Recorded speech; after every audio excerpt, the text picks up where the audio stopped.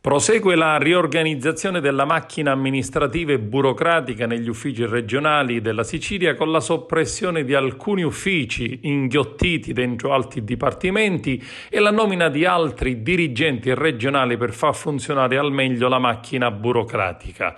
Entro il 31 gennaio 5 degli 8 uffici speciali regionali temporanei cesseranno la loro funzione e solo un sesto continuerà fino al dicembre 2023. Riorganizzare la macchina dell'amministrazione regionale, spiega il Presidente della Regione, è un obiettivo importante che consentirà contestualmente di rinforzare alcuni uffici con il personale di questi uffici speciali.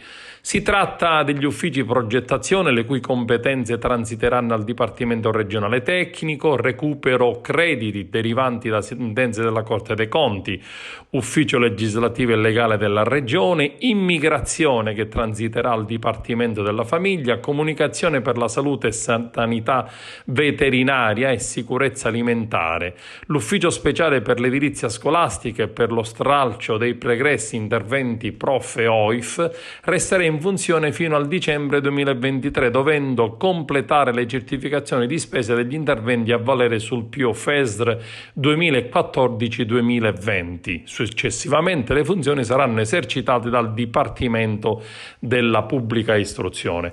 Altra dolente e spinosa vicenda riguarda la nomina dei dirigenti generali, alcuni già riconfermati ed altri in attesa.